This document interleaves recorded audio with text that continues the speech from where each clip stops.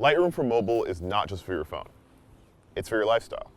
It's for all of the late people like myself that are constantly moving between sunrise and sunset, client meetings, shoots, and trying to get edits done to post on social. Mobile is not just what we can do here, but it begins here.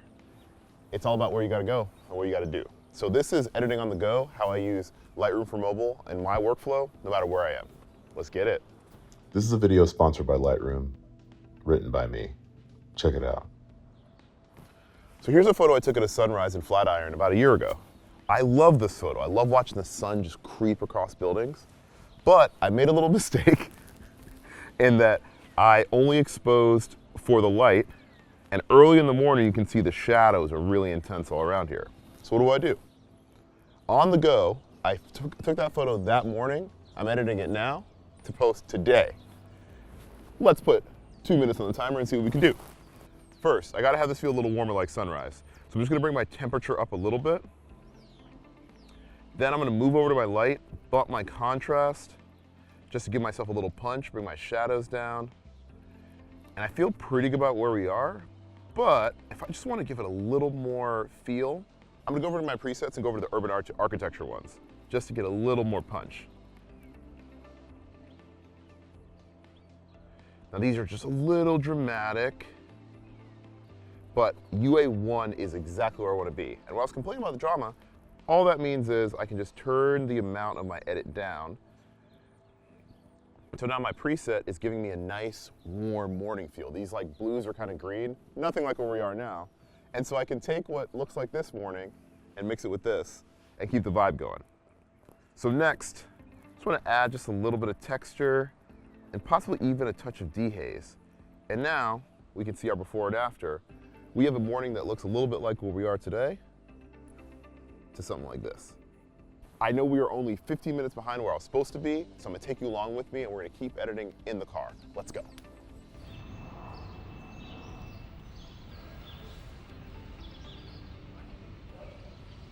I think you thought I was kidding.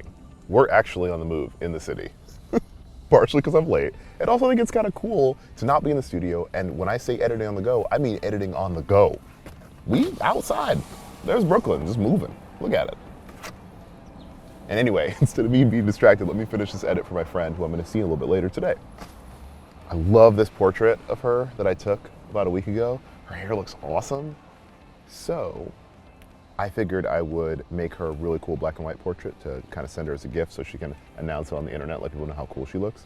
But first and foremost, to the day that I photographed this photo, it was pretty overcast like today. So there's really nice even light across her hair and her skin. But I don't love that I'm not really getting that pop from her eyes that I want. She has like really beautiful light eyes. So what should I do? Use the masking tool. And I say Lightroom for mobile again for 2 reasons. 1, because we're moving, and 2, because it's Lightroom just here. So the masking tool works the same as you would on the phone, on the tablet, and the computer. Don't believe me? Check it out. We're just gonna mask over her eyes. So we hit plus, and now the red lets us know where we're masking. And this matters because now I can edit just her eyes to bring the exposure up a little bit. So now, let's look at our before and after. Just the tiniest pop. And that matters because, like I said, I want to make a really cool dramatic black and white portrait. And what I like about this is, because it's against this green, it'll be a really nice, even background. And in the black and white, I just feel like the bokeh looks better. So I'm gonna go to my presets. I think I like PB05, but the amount's a little strong, so I'm actually gonna slide my amount down. Remember, Lightroom is non-destructive, so nothing is final, and you can be as precise with your edits as you want. So I love this as a first pass for this photo of Melanie. You can see our before and after, but I do think these highlights are a little bright. So let me just go over to my exposure, hit light, go to highlights, bring them down. We look at our before and after, and we're looking good. Let's just add a little bit of contrast, and we got a final I feel good about.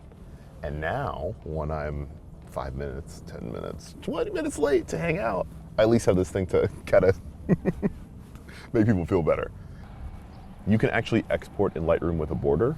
which is pretty cool if you want to see what it'll look like on matte for a print, if you want to put it in like a stylized Instagram post for your feed, or if you just like how it looks. All you have to do is hit the share button, and then you can hit add border and share. It's pretty rad. So you can change the thickness. Hey, yo, you can increase. You can make it even all the way across, make it 1 by 1 for Instagram.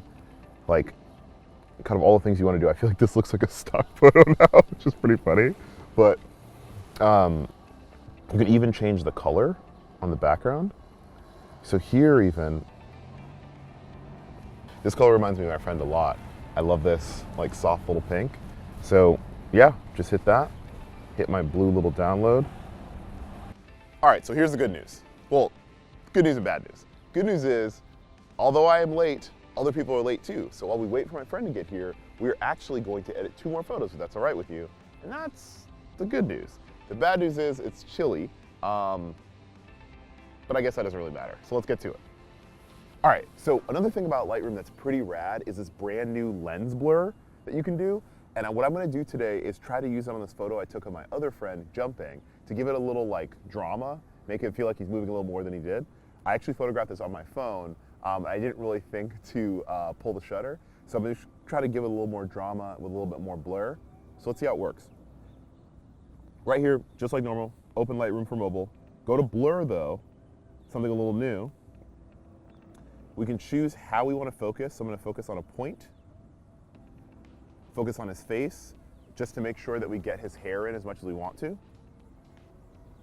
Allow it to refine the depth, and now there's a little bit of blur. So we can see our before and our after.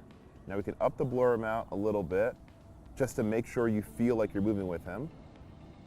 This is also really helpful when you're doing portraits, but for here, I just want to show how I like to do it. So we have a good little bit of blur, but let's give this a little bit of color, a little bit of vibe. We're gonna use the color grading tool here.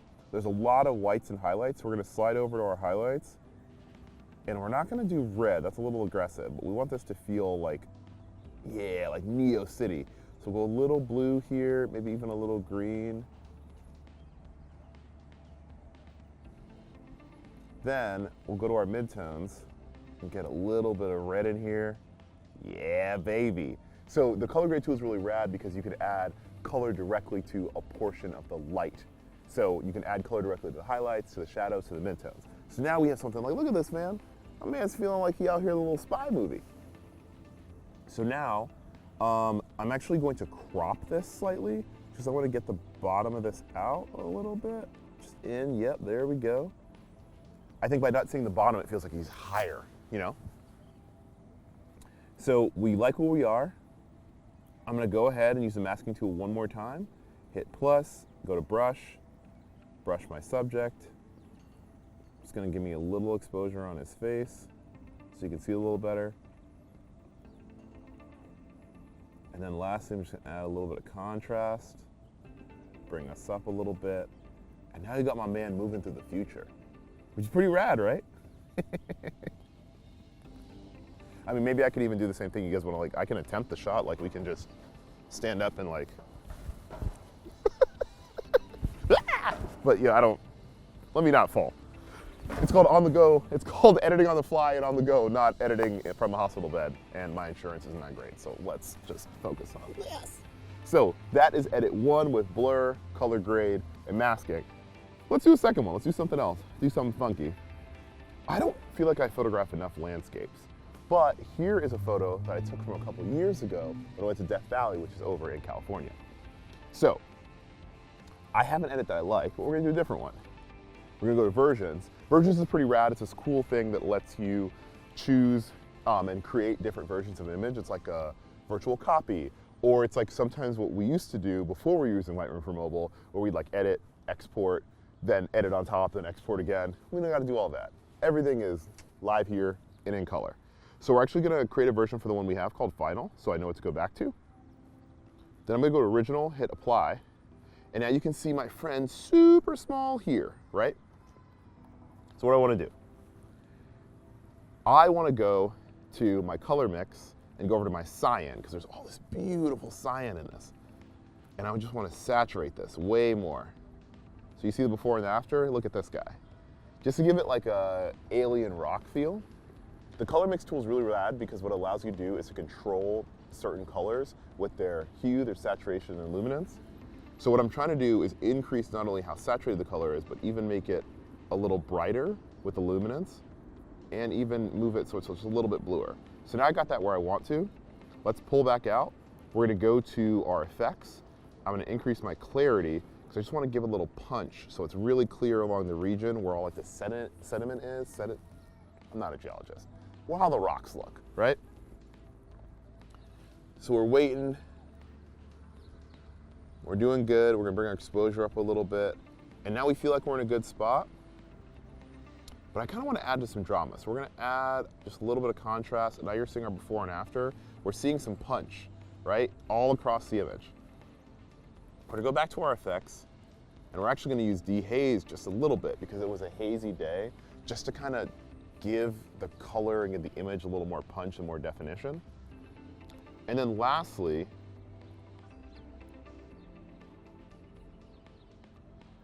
I know that I took this with a wider lens from far away, so I'm just going to enable my lens correction so that now we look at our before and after and we have a photo that really feels like you're seeing the space and a person in it.